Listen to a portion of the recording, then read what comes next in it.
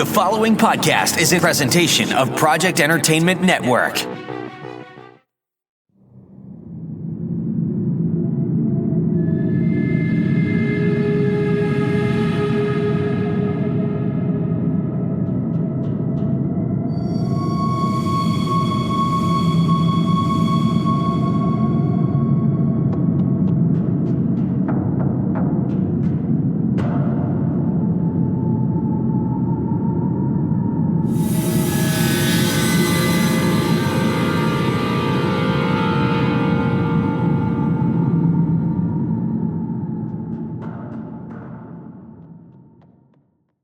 Hey everyone, welcome to Staring Into the Abyss. I'm your host, Richard Gerlach. With me, as always, is Michael Patrick Hicks. Hello! And my buddy bumping lines in the back, Matt Brandenburg. Hello, creeps. Is that cooked up for you, Mike? That was a solid intro. I think that gives us a bit more of an oomph. That's a better vibe. Yeah. It's a nice change of pace, I think, from your sexy blues riff that you try and get into your late night. Yeah. Like the late night works when it's nighttime, but yeah, in the morning. It's like 10 o'clock in the morning right now. Yeah. When we're recording this early on a Sunday morning, we need something to kind of amp us up and get the blood going. I got you. I'll keep the high energy going all day. That's what I do. I mean, and I think it'll work for this story. This story is pretty high energy all the way through. This week we're talking about Urban Gothic by Brian Keene, which is quite something to say the least. It's take all those mutant redneck hillbilly cannibals movies and smash them into a book, and then you got yourself a story. You take Ed Lee, stick them in a basement. You take Ed Lee and you force Ed Lee to have sex with Jack Ketchum. Somehow they both get pregnant and give birth at the same time. And this is the monstrosity that comes out of that intertwinement of the authors. Yeah. While they're watching Texas Chainsaw Massacre, yes, Hills Have Eyes, House of a Thousand Faces. This is the monstrosity that comes out of that monstrosity. Yeah. So wait, they both have mutant babies, Ed Lee and Jack Ketchum? Yeah, they both have mutant babies together. That sort of makes sense for this story. I think that they would all have babies. What's the genealogical tree on that? Would those offspring somehow be related? Yes, they'd both be related. Okay. Yeah, they're siblings? I'd say maybe half siblings. Maybe. Sublings? I don't know. We got to come up with a name. What's a cross between a sibling and a cousin? A cousling? I'm really glad you didn't say Kiesling. Well, before we dive into Urban Gothic, we love Todd. We do love Todd. Before we dive into Urban Gothic, we should give a rundown of some recommendations from last week. I'll go first. Have you guys seen the movie Spiral that came out on Shudder like Thursday? I want it to really bad. I might end up watching that tonight. I won't spoil it. Did you see? Did you get a chance to go on Shudder, Mike? You understand my life at all? You're asking me if I've seen a movie that just came out on Thursday and it's only Sunday? Yes. Seriously? Yes. You need to give me at least 5 or 6 more years. Okay. I'll take a rain check on that then. I'll hit you up 5 years later, see what's up. Yeah. Go fuck yourself. Let's try that first. Well, this movie is... I got 2 kids. I'm working from home. I'm in quarantine. Like, really? Quarantine's movie time, man. Not with my job. I'm sorry about that, Mike. Yeah, thanks. My condolences to you and your free time. I haven't had free time in 5 years. So, Spiral. Spiral is, the best way to describe it is take Get Out, but make the lead characters a gay couple and mix it with satanic folk horror. Ooh. And you have Spiral. Nice. It is more of a mystery thriller that turns into a really gruesome horror movie by the third act. Awesome. But it starts off small. It's like this couple moves into a town. The main character, Malik, his husband has a daughter, so they're kind of like two dads and a daughter. And Malik has suffered like homophobic trauma in the past due to him being out and people being homophobic pieces of shit. And he's noticing strange things in the town that he's trying to hide from his partner. Like one day when the partner's at work, someone breaks into their house and writes faggots on the wall. Jeez. And Malik paints over it so the husband doesn't see that. And the husband's kind of like seduced by everyone in this town while Malik is kind of keeping eyes on the back of his head and realizing things in this town and what they seem. And then he digs into a mystery that really reveals things in the town and what they seem. It's a very interesting pick for Shudder, but it is a really good movie. I would strongly recommend it. All right. Yeah. Cool. It looks good. And it might, for some people, because there's like 30 movies with the name Spiral. Yeah, if you Google Spiral, parenthesis, 2019, end parenthesis. Yeah. Because I saw the trailer and then we were looking it up, and of course Chris Rock. Yeah, Chris Rock movie was coming up, but that one's not out yet, and that comes not out next year. Spiral was actually how I was trying to find the Uzumaki, because I never remember the Japanese, the original title for the Junji Ito book. So I just kept looking like Spiral, Junji Ito. I was like, oh, okay, it's Uzumaki. It's not Spiral. It's not that Spiral. It's not that Spiral. And it's not the other Spiral. It's this Spiral. I just saw that Funko is doing some Junji Ito pops. Oh, yeah. I am really hoping they do some Spiral pops. Oh, that would be awesome. I have only 2 pops, but I might cave to get some Ito pops. Yeah, I did. I've got a bunch of the Stephen King ones, and probably more than I should of the Marvel My pops. 2 pops are Black Phillip. Nice. And Hellboy. Hellboy. Those are good ones to have. That's all I got. I've got my Hellboy pop with Rasputin, a.k.a. Bracken McLeod Funko Pop. I can't even. How many more times can we say pop?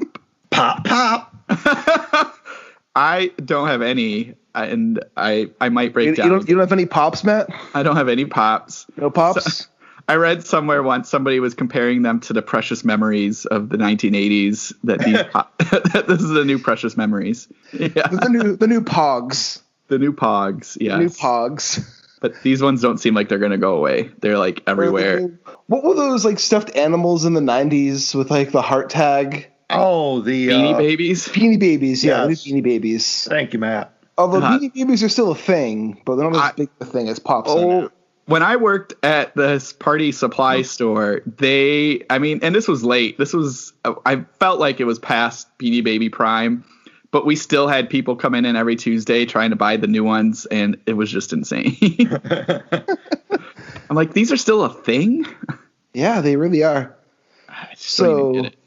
Mike, any recommendations from your consumption last week? I just read an arc. The book will be out by the time this episode airs. Is this a new Grindhouse arc? Yes, it is. Oh, fuck you. It is a new Grindhouse title, a debut horror title from Ali Seay. I hope I'm saying that name right. And it is called, it's a really nice double entendre of a title called Go Down Hard.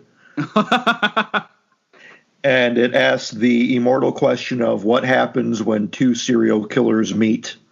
Oh, nice. And Meg has just moved into a home out in the sticks, way out in the middle of nowhere. The closest house is like a mile away. And her neighbor is Jack, a very prolific serial killer. But it just so happens that Meg is also a serial killer. So I have a question. Yes. Do they fuck? That's going to go into spoiler territory. Okay. I'm not going to answer that. So that's a yes. Yeah. All right, you can continue. Ali Seay is better known in the erotic lit world as Summer Marsden. And she is apparently I haven't read any of her erotica stuff. I hadn't heard of her until just recently, but she is apparently erotica royalty. She is in 150 anthologies. Oh, Oprah magazine named her as one of the best erotica for women by women writers. Huh. So she's a big deal in that corner of the literature world. This is her first horror debut writing under her real name of Ali Seay. So I'm not going to get into the spoilers on whether or not they bonk, but good God, do they ever want to? They have this really cool meet cute scene where they both find each other in the middle of murdering other people. Oh my Aww. And then from there, it's a really fast novella of will they or won't they, in terms of will they kill each other or won't they? Are they going to fuck? Are they going to murder? Who's going to become predator? Who's going to be prey? Are they going to team up? What are they going to do? How is this? What happens when two serial killers get together like this? And it's a real lot of fun. I'll have to order that from their website then. Yeah, I would say go for it. Are they like slasher type serial killers, or are they like Hannibal type serial killers?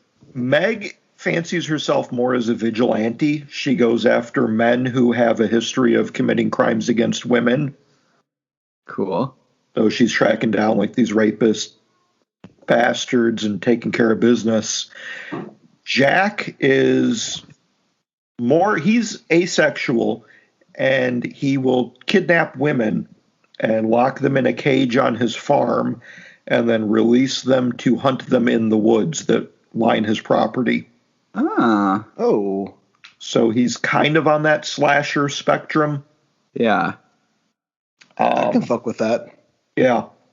One thing that surprised me is you've got these two serial killers, but because Allie keeps such a real tight timeline, and this is such a short book, we don't get much actual murder outside of the first victims that we see, but we do get enough flashbacks and reminiscing of past murders to show their history and kind of give us a little bit more of that blood we're looking for. But by the time it gets into that climax of the book, just good God, it ramps up quick. It's awesome. A blast. It's a real lot of fun. Nice. So that's it for me, Matt. All right, Yeah. turn over to Matt. I can kind of give two because I'm in the middle of two things. I last week talked about Children of the Fang. I'm still in the middle of that, and it's just getting better and better. That's the new Langan collection? Yes. Yep, new John Langan collection called Children of the Fang. I just finished the titular story called Children of the Fang as well. And so this might go into H.P. Lovecraft because I'm not quite sure. But this story deals with a brother and sister and their grandpa the sister stories through her eyes, which is kind of funny because she's blind.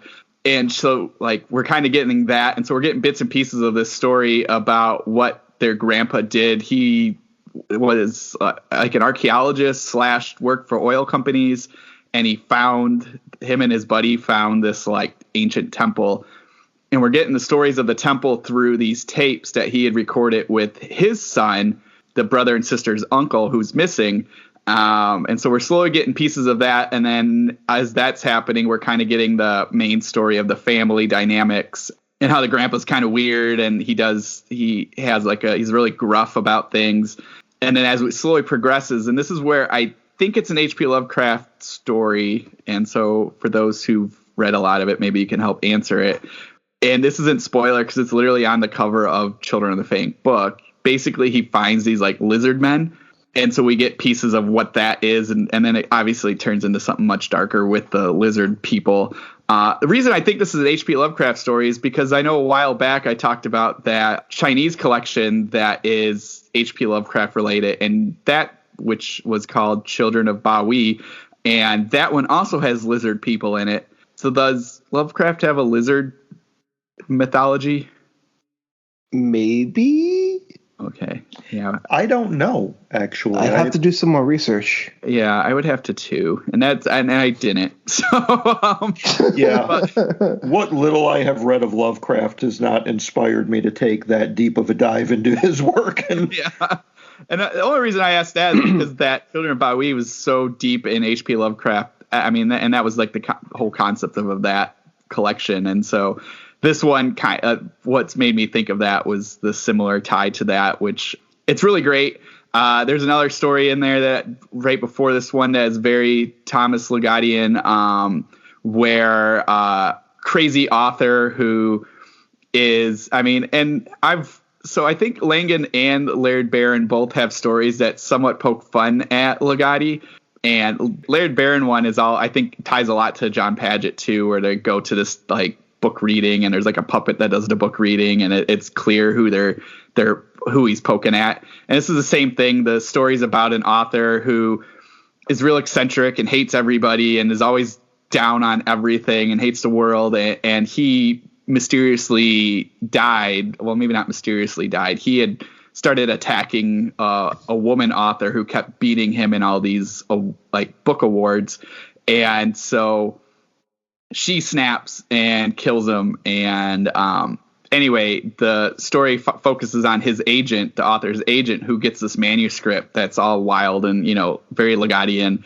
And then it slowly goes down a nightmare stream. And it is so awesome. I just love that the whole concept just of like this weird nightmare world and this agent that's reading a book, but then turns out the book isn't there. And again, like I said last week, and I'm going to say it again this week, this Langan collection is brilliant. Definitely worth reading. If people haven't, pick it up. He's just an amazing writer. So definitely check that one out. Another real quick is I'm about halfway through Crossroads, Laurel Hightower. Loving this. It's so different than the Langan collection, which is nice because it kind of is giving me to filling my whole horror area in a nice warm way.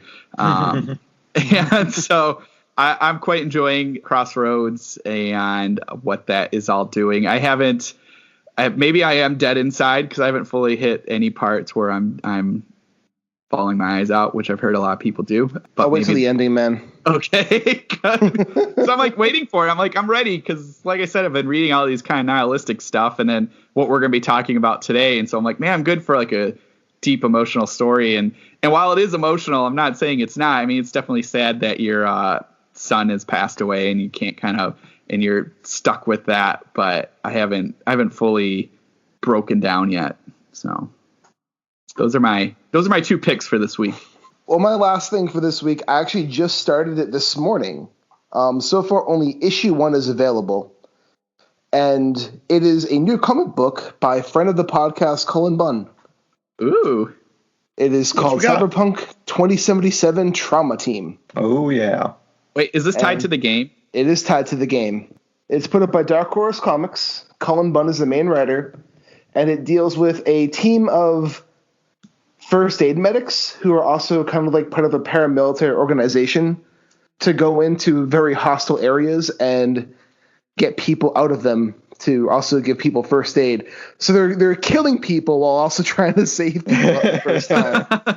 Because in the world of Cyberpunk 2077, it's corporations fighting each other. So like this group works for one corporation, so other people on aligned with them are their enemies. And it follows one person and the trauma that they've endured as part of this team, kind of telling their story and them dealing with their trauma and PTSD from what they were doing and experiencing. It's really good. It's not as nihilistic or bleak as what we're going to be talking about today, but it's still a really good book. Let's go from the bleak future into the bleak era of 2009 and talk about the housing crash. Yeah. Urban Gothic by Brian Keene. Oh, man. I loved this book. This book is so much fucking fun. It was a blast. It was funny, like when we first, because I think we literally talked about it right before recording last week's podcast, and yeah. I'd just gotten off of reading really long books, and then when I saw this one was 300 pages, I was like, oh crap, do I have to read another huge book? Man, this thing went fast and did not let go. So no, this book is fast and mean. So mean. I was surprised at how quickly Keene got into the mayhem and just never let up. It was unrelenting. He usually goes for the slow build. Then once he gets there, he just hits the gas pedal. Yeah. I mean, like before the end of chapter 1, we have a brutal kill. And then that is just the beginning. It's like by chapter 2, more people are knocked off. It's like, okay, how the fuck are you going to sustain this when you're killing everybody? I kept thinking that too, because like, it's what, 5 people we're with, or 6 kids, and yeah, I assumed more would make it than actually did. Yeah.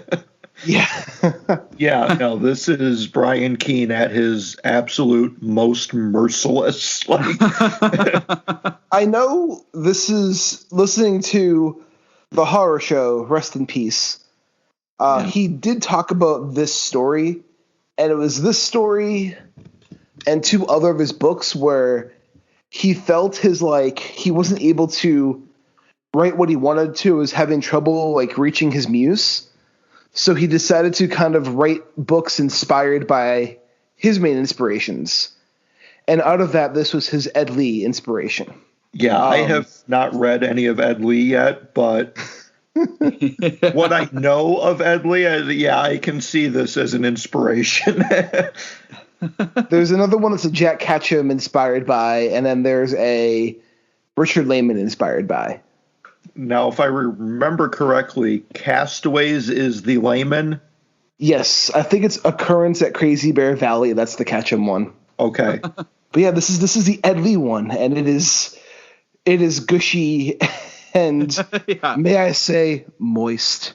It is very moist. There's a lot of seepage in this book. A lot of seepage. So there's a lot of running pus. Oh, God, I know. Everyone is leaking. Even the house is leaking.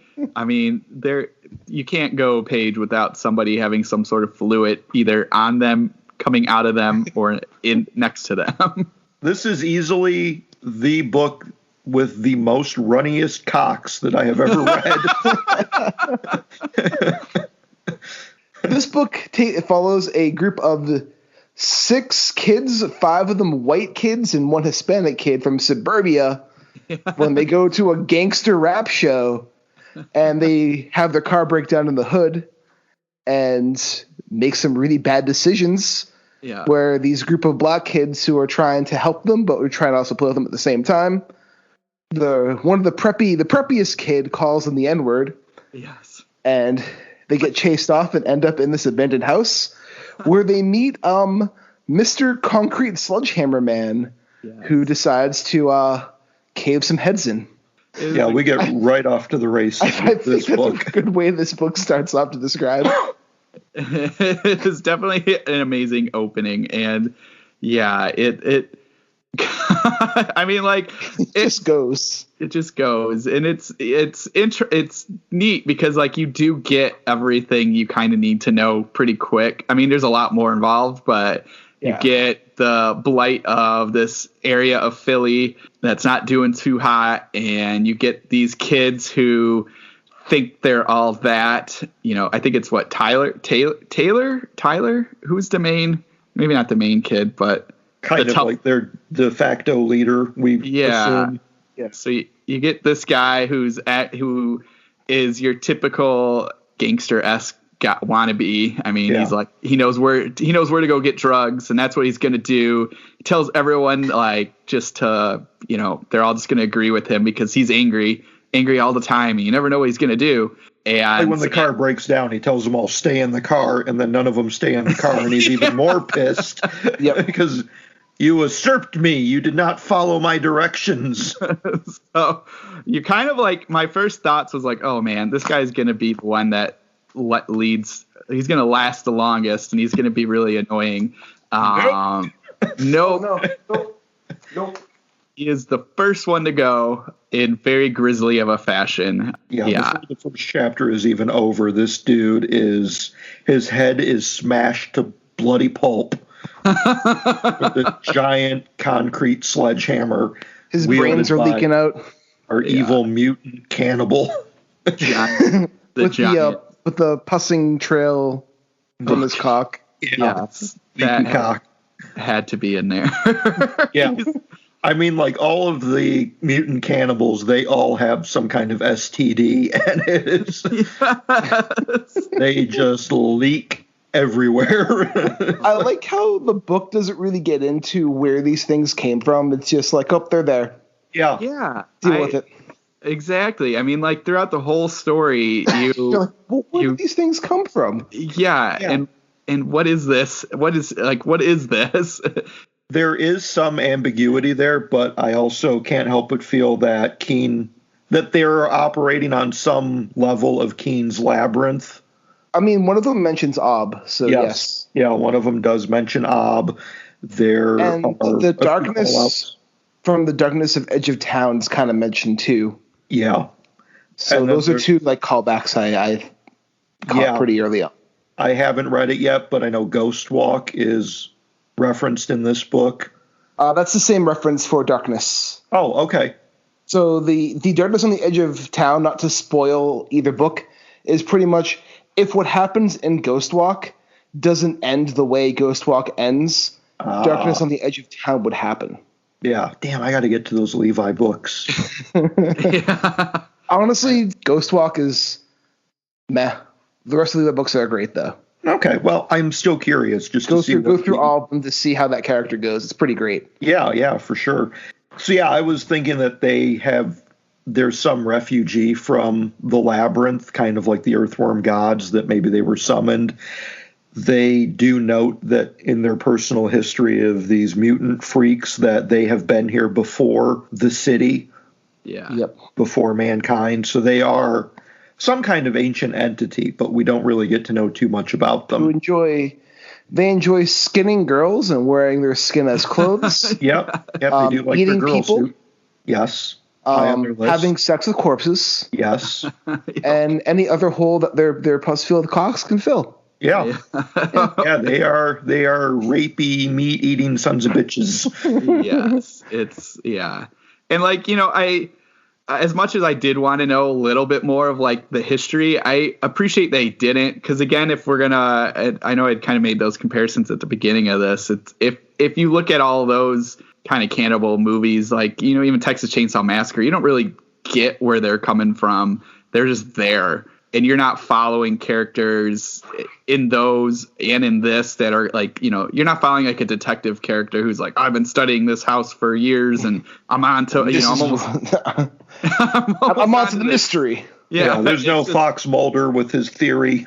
Yeah, it's just this house, and you're just following these poor hapless victims that happen to fall upon it. And I do like a little bit because also, I mean, again, this is like 300 pages, so you're kind of like, well, how are we going to, especially when he's already killing off like main characters in the first chapter, you're like, how is this book going to sustain that? But you get to go outside of the house, and you get to the neighborhood, and you get to those the black kids in the neighborhood, and how they're looking, and they're talking to there's an older gentleman and a couple that lives in the same neighborhood, and they're like, man, this house, everyone's talked about it, no one's gone into it. They all just assume it's crackheads and homeless people in there, and that they're the ones killing people.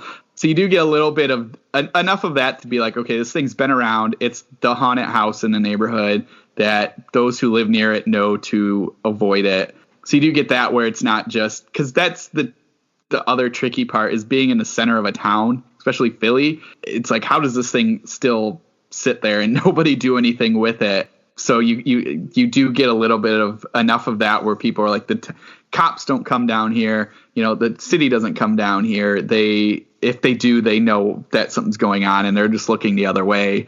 So that's how this thing continues to operate as you dig deeper and deeper, and you're like, this thing is kind of huge. There's a lot of these weird monsters, and there's like a whole like cavern underneath the town, and they even mention it a couple times. You're like, how is this under the town and nobody's done anything? And it's just like, well, because nobody comes to this neighborhood.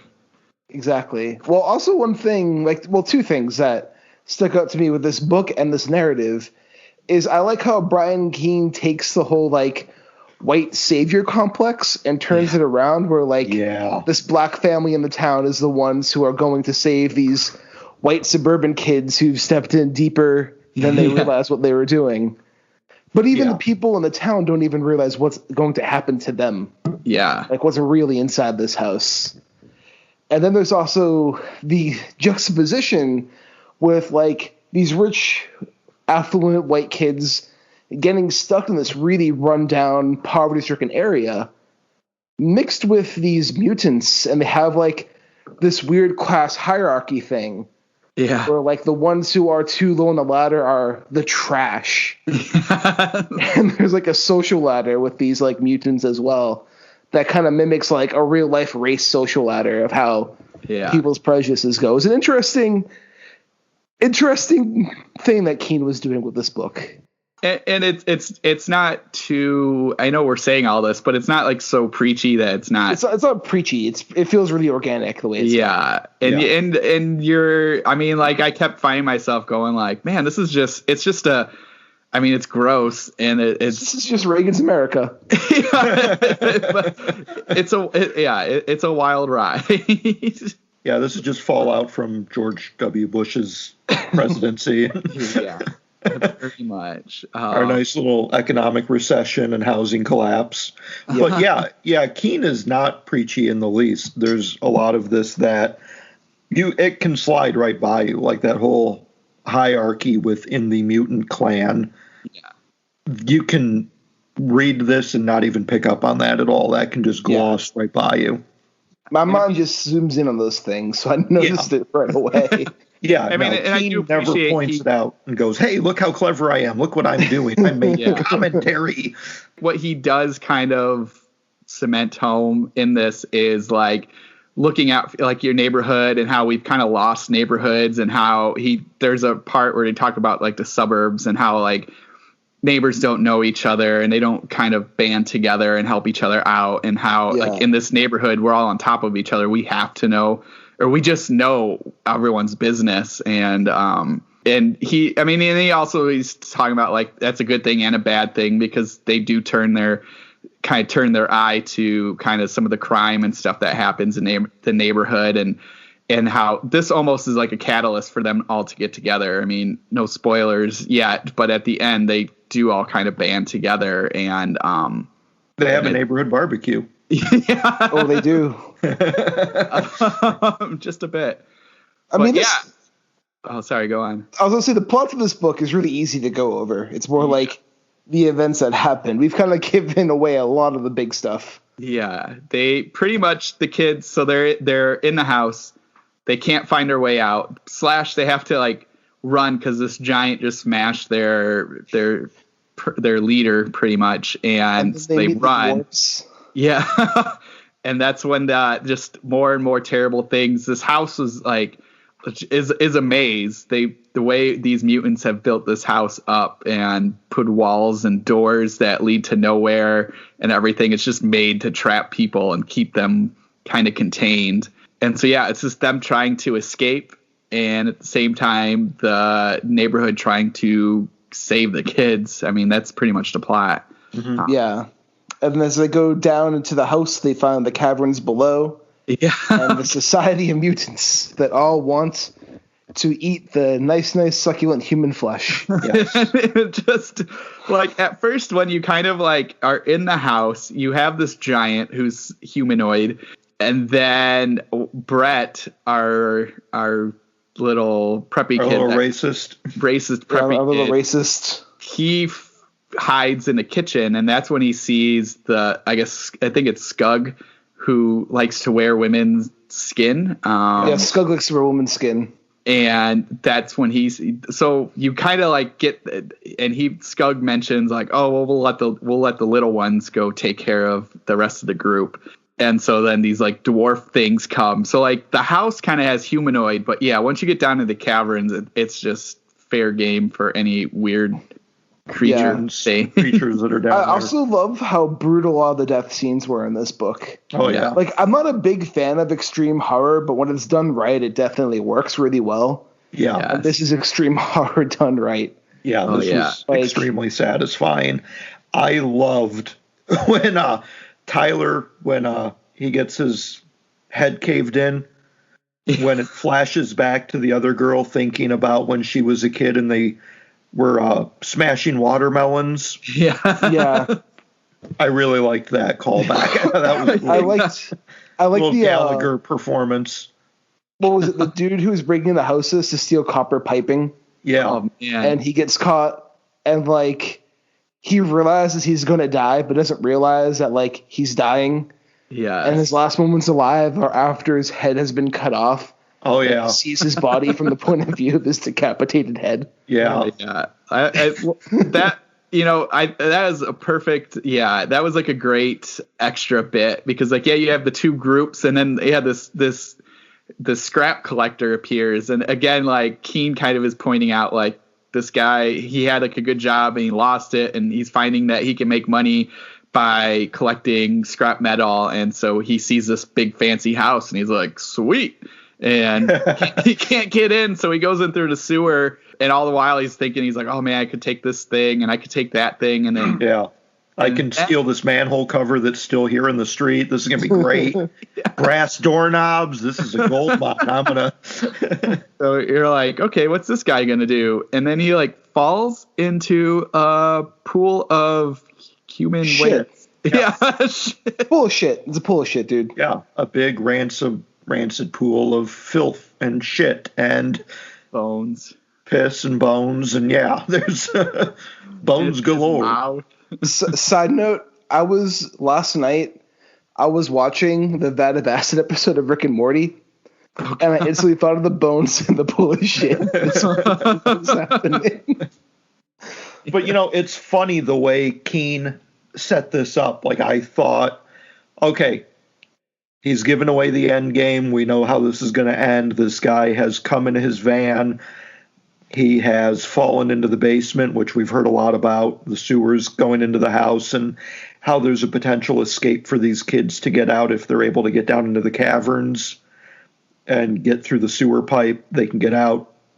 They're going to come across Paul and somehow get his car keys, and they're going to be able to take his van and get out to safety.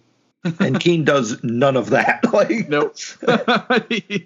Like I thought, okay, this is all set up for the end game. This is how these kids are going to make it through. We're going to get out of this. This is our little hint that things are going to be nice and safe in the end. That things are going to be super horrific, but everything's going to turn out okay. And Keene does fucking none of that. No. Instead, no, he does not. He shows us like, oh, these mutants have like a whole. I mean, and this is like when you first get to see kind of the society, because he gets like dragged into this giant cavern and there's all these mutants kind of hanging around, and then he sees like there's already a body above like an oil drum, and then he gets strapped up and he keeps trying to like reason with them. Yeah, reason with them. Like, hey, like, I'm up on the surface. I can get you what you need. Yeah, they're like, you have everything we need. Yeah, and you've got fat and skin and meat. You've got everything we need. We'll use every part of you. Yes. We'll give your skull to Nigel, and he'll crack open your skull and fuck your head. Oh, God. We got everything we need. Yes. Oh, man, when that one girl comes across what's left of Brett's body. Yes. And she feels his head, and there's like a hole bored into his skull and into his brain. Like, yeah. Like, oh, you know what that was all about. Yes. It's yeah. She is completely lost. She's like, what the hell happened to this guy? But yeah. So we're kind of seeing the Paul stuff. We're seeing the neighborhood stuff, and then the group in the house, they get attacked by dwarves. One of them bites Brett, chewing off like 3 of his fingers. And then I can't remember which girl it was that kind of lost it and just killed one of the dwarves. Oh yeah, she had that wooden board with the nail in it. Yes, like, and takes off the lower half of this midget's face and the eye. Yes. She jabs it into an eye, and then the eye comes out, and yeah, again, it's so goopy. Yeah, it's like they're just like big bags of meat that explode everywhere when they're bashed in. I mean, Keene spares no expense in the graphic violence department. Like, no. Which I wonder how they're going to top it in Suburban Gothic. I don't know, but man, that book just became my most anticipated book of the year. This book is really gooey. I'm so interested in where that is, because what that is even going to be. I mean, I like how over the course of Urban Gothic there is some pointed commentary on suburban culture. Yes. Yeah. And I'm curious how much of that is going to play into the new book. Yeah, definitely. Oh. I mean, doesn't the new book take place like in an abandoned shopping mall I don't know. or something? Does it? I think have it no does. idea. I don't If know. it does, any it's going to of- definitely talk a lot about the fall of capitalism in suburban. Yeah. Well, I know he had posted on Twitter, Brian Keene did at one point, that the pandemic is going to be playing a part of the book. That they went through all of this. They had the book written, and then March rolled around with fucking COVID-19. He was like, all right, I guess we got to do this now. So they had to go through and do some rewrites. So, yeah, I'm very, very curious to see how all of this is going to play into it. Yeah, because I mean, like, we get, they eventually they get into the caverns, and everything down there and how big it is. It just, I would be interested to see what that is and how that ties in, because there's a lot happening down there. Yes, there is. Just Very much so. One other element that I thought tied into the labyrinth, and maybe you guys can help me out here because Keene doesn't really go into detail on what this is. But at one point when one of the girls is down in the caves, she comes across this pool, and there is something swimming in it. And I was wondering if it was another one of the inbred creatures, or if maybe it was another element tying into the labyrinth with the earthworm gods, and maybe it was one of the mermaids, or something else along that level. Is this the one when she falls in with the trash? In quotes? I think so, yeah, and she feels things swimming around her and like darting past her. That one's tough because they kind of talk about how it is all these weird mutants that are the leftovers, the ones that didn't like make it. So in my head, I kind of just assumed it was all of them, and that maybe there's like a bigger one down there. I don't know. It could be something bigger. About Brian Keene's Labyrinth, I think these mutants, like, because it says like they're the leftover ones. Okay. I think in Brian Keene's Labyrinth, like there's the 13, right? And the 13 have been locked away when like the Christian God came into existence and created the earth. And the 13 are trying to like break into the multiverse or like different realities, because every Keene's book is a different like multiverse type thing. Right. I kind of saw these as like when the 13 ruled, these might have been leftovers from when the 13 ruled to when this was all created. So these are like predating everything, but they weren't able, but like this thing wasn't able to get rid of them all. So they're kind of like the leftover remains. Okay. And because they're like, which also kind of ties into the whole urban setting that Brian Keene's doing with this book, because they're kind of like the forgotten ones. Right. Right. Yeah. Like they're left there in the darkness. No one cares. People leave them alone. It's surrounded in mystery. And it kind of had this like poverty angle to these mutant creatures as well. Oh, for sure. Yeah. Yeah, but like we said, this book's very subtle when it comes to that. Yeah, it's not like Brian Keene is like, this is because of the recession, right? But like, it's because of the recession. Yeah, it had to have been written around 2008. I know it was first. This is published in 2009, so it must have been written in 2007, 2008. Yeah, somewhere in that time frame, at least probably a year before it was actually published originally by Leisure Books, but. Yeah, the shit in this book, like being more than a decade old, none of it feels even the least bit dated, right? Like it is, it's fucking sad how much of it is still.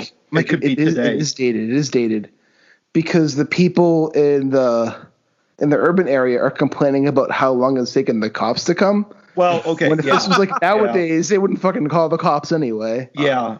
Yeah, that's true. I mean, there is definitely an element of this that is definitely pre-Black Lives Matters. But other aspects of this book, that one part aside, this could have been written yesterday, and it's still just as relevant today as it was in 2008, 2009. One thing that struck out for me is Tyler has inherited this car from his brother who went over to Afghanistan. Yeah. And it's like, fucking hell, we're going on our second decade in Afghanistan. Yeah. You know, I mean, It's like in a better world, this would have been a reference like, oh, yeah, I remember way back when after the towers fell and we had this war and we were in the Middle East for a while. And yeah, that was a while ago now. But yeah, I remember that. Instead, it's like, this is still happening. You know, we're still in our second decade. We have been there for 20 years.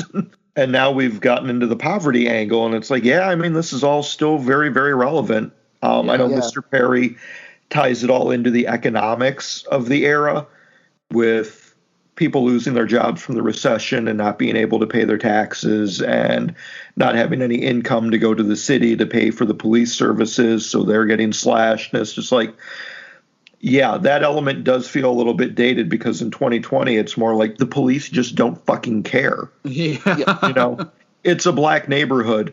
Be glad the police aren't there because if they were, this probably isn't going to end well. Shooting. Yeah. There definitely was a part of me. Black people, they might have a gun. Yeah. That one has an apple. I think it's a grenade. Shoot him 47 times. That felt that one's 12. It looks like it's a real gun. It could be a toy. Fuck it. He's talking on his cell phone in the backyard. That one's reading a book. Get the SWAT team. Here's some hand signals about killing dogs. Let's go. Let's go. Let's go. Open fire. If we haven't lost all our subscribers, we definitely lost a good chunk of them just now. Right. Yeah. But I mean, like, because it is there when they like, especially now where where they're like, well, just keep calling the police, and part of me is like, well, if you guys probably don't want to do that. You guys are probably gonna get in trouble because these white kids are gone. And I was just like, damn, that's sad. Yeah. Well, there is some cognizance toward that. Like, I think Leo is a bit more aware of it. Mr. Perry seems a little bit more old school. Yeah. And in some regards, I don't know if it was kind of a naivete issue of being in 2009 or if it was just something Keene that hadn't wanted to explore at that time. Yeah. So I don't know. I don't know if it's just a matter of ignoring certain aspects of racial expectations. Well, I'm sure it would be hard to, in one scene, be covering that, and then the next scene having this giant having sex with somebody's head. Yeah. The juxtaposition might be a little too much. Yeah. There is a certain time and place element that's going on here. Where that I do love that scene though when he comes in with like the girlfriend's head and he's just like, I might stick it into my pecker. He's like, you want one last go, and tosses the head to him. Yeah. Jesus. Scug with his women's suit and his leaky penis hanging out of the vagina. That's so wrong. It's wrong. And even just like the weird, like, because there's a part where one of them gets into like the nursery and it's all these like weird half deformed like fetus things and like weird just creatures that have like tentacles or flippers or one giant eye, and it's just like, oh my god. This is horrifying. And they're all like mewling like kittens, and it's just like, oh god. Oh, and that one girl just like starts stomping on the babies. Yeah. Yes. I love when it's like, when it's down to 2, and you have like, was it Javier, who's kind of like, who seems to be like our main character? Yeah. And he was like, he wants the one last girl to go back upstairs. He's like, I'll take care of this. It's you and me now, Skug. And then it's like, no, it's not. Here's all the other fucking mutants in the background. Yeah. That was brutal. Like I love when Carrie was facing off with Skug and she like grabs a baby and beats him with it. Yeah.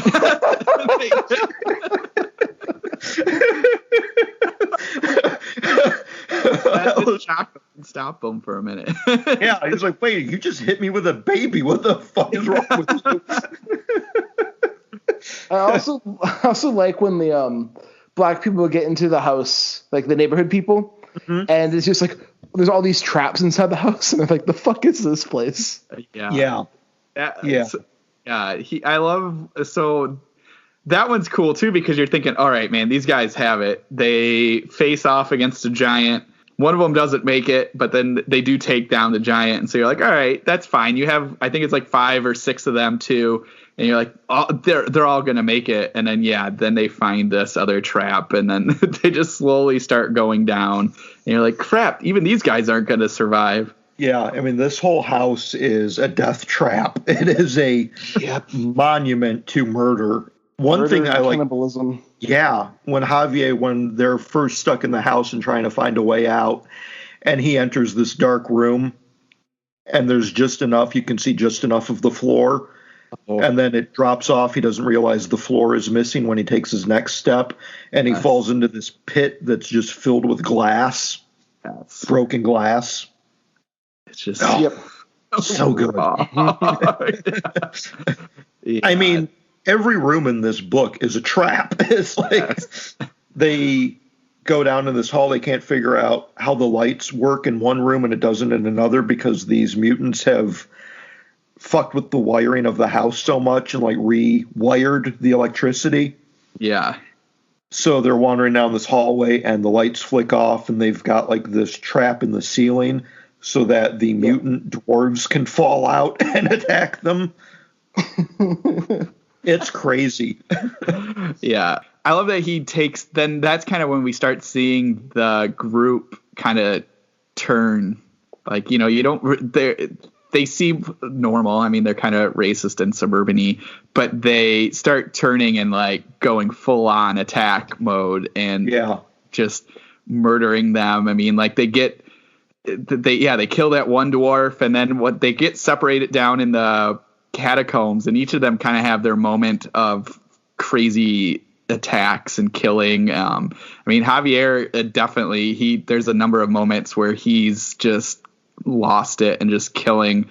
Right before the Skug scene, he faces off with that one kind of like tough looking mutant, and like everyone's kind of watching him in this tough mutant fight, but the mutant's not used to prey fighting back, so he just has no fighting style, and Javier just like kills them, or the 2 Skug's girlfriends, and like he snaps one of their necks, and just Javier's got some skills. We don't learn a lot about his past, but we get enough inferences that he has had some history living in this kind of impoverished area and having to kind of be a street tough before his parents, whatever happened to improve their situation, that they were able to move to suburbia and kind of rebuild their lives. And now he has to tap back into that history. I don't know if he was a gang member previously or what, but he's a tough cookie. And once he finally owns up to it, it's like, okay, this is what I have to be. He goes all in. Yeah. He'll do whatever he needs to save himself and his friends. And he's a really great character. I liked him a lot. Yeah, you really kind of hope, especially when he thinks it's just going to be him and Skug. He's like, all right, I'm ready. And then Skug just was like, oh, wait, no, I have my whole crew here. I don't need to face off or show. I need to show anything. These guys will take care of you. Yeah. You're like, oh, no final battle. No, not for Javier. It's but it's just so crazy, like how big it is and everything. I mean, they keep just coming across newer and newer weird mutants in this dark cavern. Mm-hmm. Yeah, and they're all very, very deadly and pus-filled. Yes, and naked. Yeah, so many naked bodies. But it's kind of funny. We were talking about we don't know their origins early on in the book when we first get the hints of what these things are. And Brett is listening in on these people. Yeah. These things. And Nigel comes in with like the severed head he's been fucking. And Skug looks at him and is like, what you got there, Nigel? I thought, holy shit, they're British? I did not pick up the British. There, Nigel. What's that, there, Governor? Give a dog a bone, eh? Come here, Nigel. Chop, chop. Yeah. Oh, knick-knack, paddywhack, eh? Give a dog a bone, yeah? We just lost all our British listeners. And that's funny. I did not pick up any British accent on them. No, it's just, I don't know, the way that dialogue came out. I was like, what you got there, Nigel? I thought, holy shit. Like, that was the biggest surprise in the book for me. Obviously, I'm pretty sure they're not British, but it's a strange name for them. I mean, not any weirder than Scug, but it's just weird that one would be Nigel. Yeah, that is a weird name choice. I just kept thinking of Avengers when they went to that what's his name? They go to build the axe for Thor, and he's a giant, but he's a dwarf. Oh yeah, the guy from Game of Thrones. Yeah, Peter Dinklage. Yeah, Peter Dinklage. Yeah. I just, for some reason, not that he looked the same, but I just kept picturing that. I was just like, oh, this is a really weird thing to picture. As Nigel? Yes. Oh, what up, bloody fools? Wow, that wasn't British at all. Fuck, I'm just going to kill myself. I don't know what that was. I don't know. Well, I don't know. Maybe that was a little Manchester. I don't know. Oh, man. Yeah, I am interested in where he would take this, because like now I want them to make a movie out of this and cast Peter Dinklage as Nigel. I will say I do love how it ends. Yeah, it ends great. They do make it out. They only save one. One makes it out. One. I can't think of what her name is right now. I think it was Carrie. Carrie makes it out. Carrie makes it out. And she's covered in like blood and shit. Just everything. Like she fucking is a mess. I like when they see her. It's like they're like, hey, here's the white girl from earlier, but she's Scarlet now. Yeah. Why is she all red? Got some red on you. Yeah. So then, they save her, and then they just set the house on fire, and then she's just screaming until she see something in like the smoke? Well, they all. Well, what happened? Javier has a saying about, shit happens.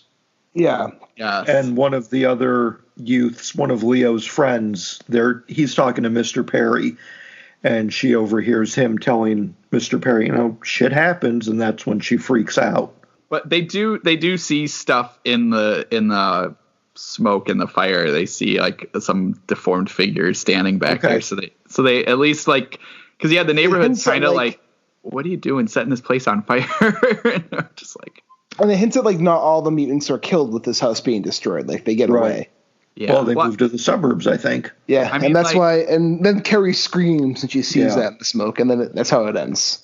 Yeah, I mean, like, there's no way even that fire would just destroy the house. It wouldn't destroy everything. There's a cavern underneath it. Yeah, so that has me real curious about what Suburban Gothic is going to bring us. Are they going to be the same mutants that we have met in this Urban Gothic?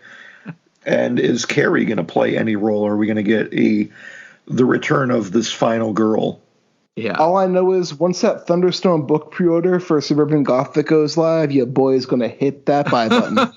Hell yes. Yeah, I've got to start pinching pennies and scrimping saves. Me too. That is going to be a must-have. Oh, yeah. Well, speaking of pinching pennies, I ordered the new Adam Neville book. Oh, nice. I forget what that one's called. It's a short story collection. Yes. And that doesn't answer my question. Getting the name right now. I got emailed the receipt. And I think Netflix just announced they're making another one of his books into a movie. Yes, they are. Which is pretty awesome. Good for him. Yeah, that's cool. The book is called Weird and Other Derelictions, but weird is WYRD. Okay. Nice. And you have like a weird slug creature on the cover. Nice. And if Netflix is ever looking for other properties to adapt, I have a few books. I don't know if they would do this one. I meant my books. I see. Not just books I own, but books that I have a couple books I have read. Yeah. You can hire me as a consultant on all the things I've read. A Netflix series about Misfits from Hunter Shea? Yeah, they could do that. Or, they could do the Salem Holly series as a show. Yeah, they definitely could. I could see that. They could. I mean, we are now. I mean, we are finally kind of seeing more period piece horror movies. So yeah, Antebellum just came out. Yeah. I'm just gonna throw that out. I need to see Antebellum. I've heard mixed things already on that one, so I don't know. But I love Janelle Monáe, so I'm just gonna see it for myself. Yeah. Because I heard even the mixed things, I heard she's really great in it. Yeah. I mean, I think. Yeah. But not to make Mike feel left out, I think Broken Shells would make a really good Netflix movie. Oh, well, thank you. We'll just will that out into the universe. There you go. One day. One day. So I had mentioned to you guys to get us back onto Urban Gothic. I kind of forgot I had a dream about this the other night. Was it about Skug and fucking heads? Well, no, not that. But so is it another leaky penis dream? Because we don't need to hear more from you about this. No leaky penis. So I've always had this leaky penis. Yeah, I've always had this leaky penis. It's super weird. I have a little cup to hold it all into. It's a good thing you don't have a sense of smell. This is right. I don't have to smell it. I can just toss it out the window and be all right. Hold on, wait. Your penis detaches? Yeah. Have you ever heard that King Missile song, Detachable Penis? No. Look it up. It's a pretty entertaining song. But I've always had this hang up with stories like this or the movies that we've mentioned previously. My hang up being they can't, what do they do on the days off? So if nobody came, if nobody came to the house that night, were they just going to be wandering around doing chores, or do they talk? Do they have friends? So anyway, and this is, I always think about that. So even Texas Chainsaw Massacre, I'm what do they do when nobody rolls up to their house? Are they just watching TV, just sleeping? Well, I don't know.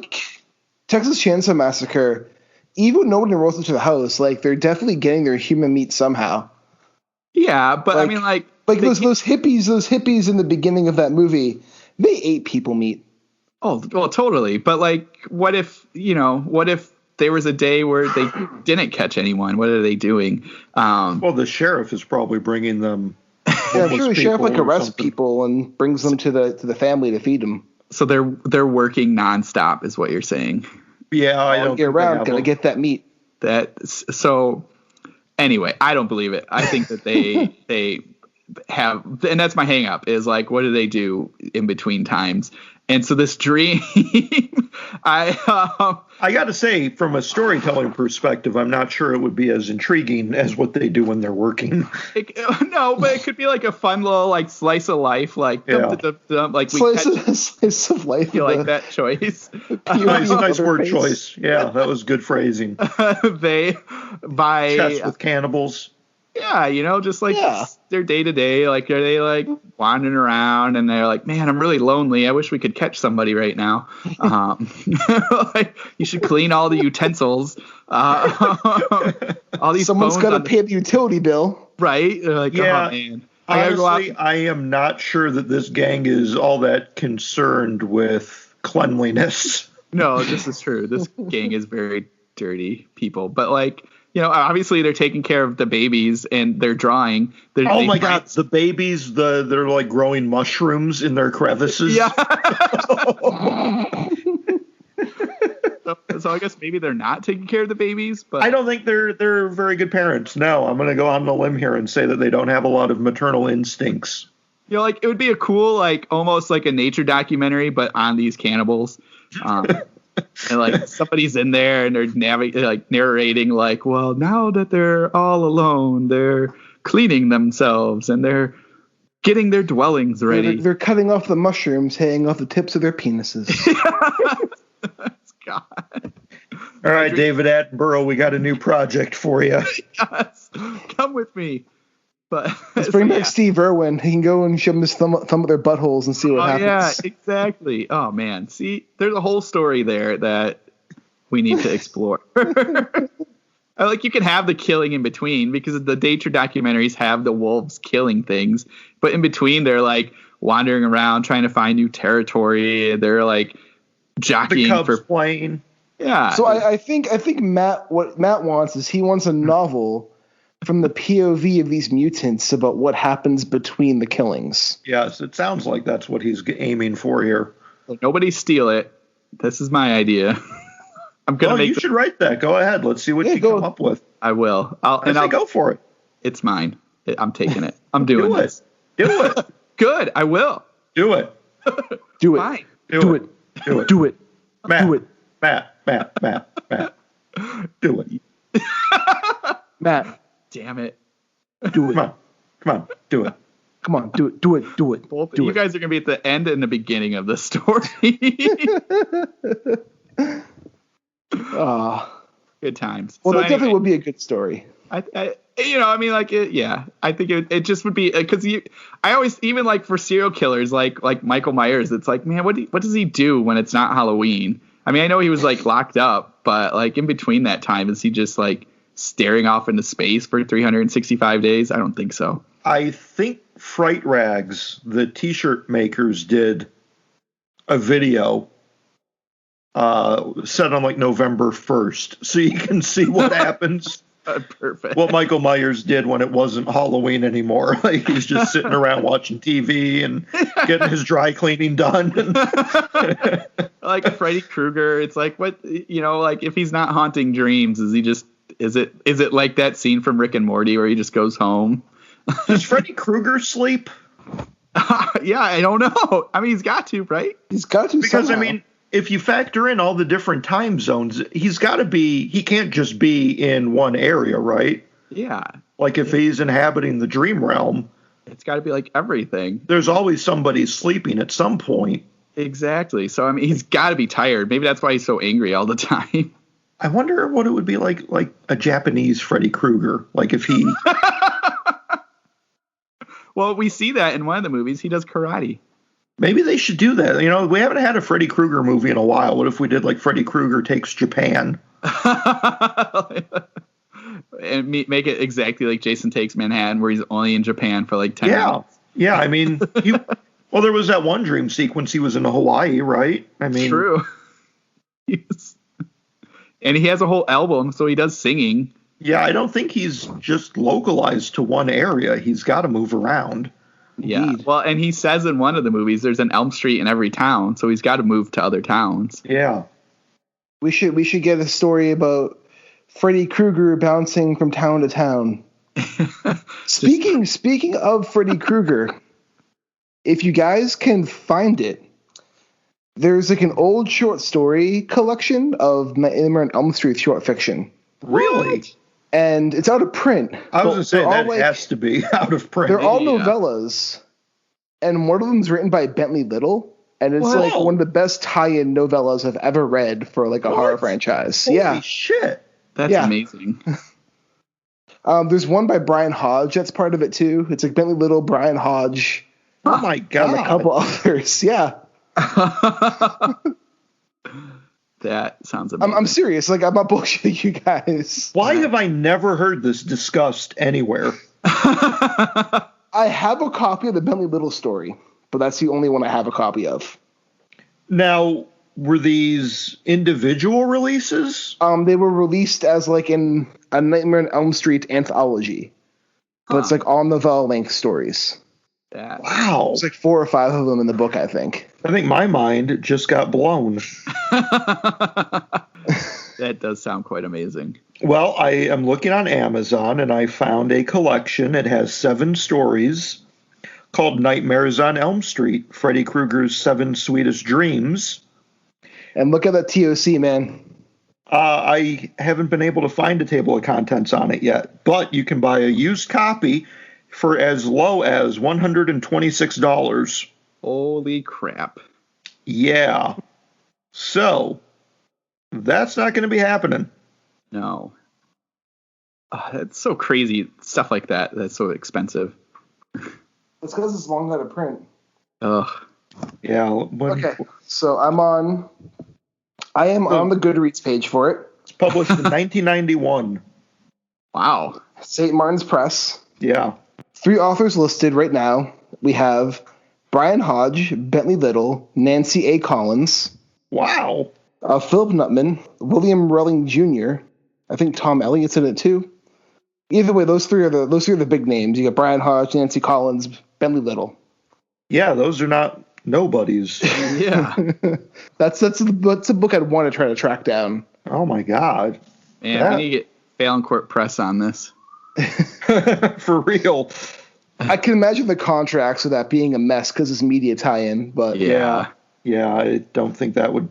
Yeah, we're never going to see that book again. I am damn certain. Which it's like too bad because that's kind of like you can tell movie tie-ins are kind of getting popular again. And so it's too bad these companies aren't like re-releasing these and saying like, oh, let's make more money off of them. I mean, they're definitely not making money off that $127 copy. That's going to be to a private seller. Indeed. But You know I mean, what like, we need more though. We need more faithful adaptations from books into movies. yeah, well, yeah, that would be nice. Because I would love to see this pop up on Shudder sometime. Urban Gothic, I mean. Urban Gothic would be a really good Shudder exclusive. Yeah, that would be a good one. God, do you think they would have all the penises in it? Yeah. Well, no, didn't they have the wrong cut of Victor Crowley on Lost Drive-In where they edited out the genital mutilation scene? I don't know. Did they? They did. They had to apologize about having the wrong cut of the movie. Because everyone's like, where's the genital mutilation scene? That's what everyone wants to see. Everyone just wants to see some dicks get mangled. Wow. That is something. But I think we all agree, check out Urban Gothic. It is a ride, to say the least. It's a lot of fun. It's like I said, it's a fast read. There's no stopping. There's no long-winded breaks where you're kind of like, okay, this is a slog. No, I mean, like, you'll burn through it pretty quick. Yeah. After slogging through the Lovecraft story last week. I didn't want to say that, but yeah. This was a incredible palate cleanser for me. This was exactly what I needed. It hit the spot perfectly. I mean, this was just a joy to read. It was a awful, disgusting joy. Yes, it was. Well, next week we're going to be discussing our first vampire story, kind of. Not our first We've read vampire stories previously. Shh. Don't tell people that. Our first vampire story for the show. Yeah. Is it? I didn't know it was a vampire story. Kind of. It's adjacent. Okay. Should we tell people what it is? Probably. Yes, it is the Gemma Amor novella, which I'm blanking on the title right now. It's Dear Laura. Dear Laura, thank you. I knew it was Dear L something. My brain farts. Dear Laura by Gemma Amor. And I've heard lots of good things about that, so I'm excited to dive in.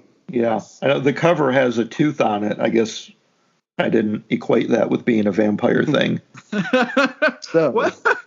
Yeah. Can't judge book by covers. Come on. No, I guess you can't.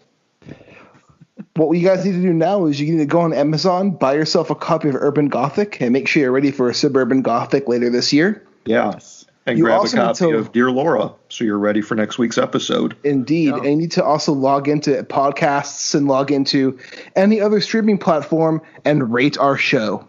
Yes. Now, this needs to consume all. Yes. Speaking of consuming all, do we have a guest entering the abyss?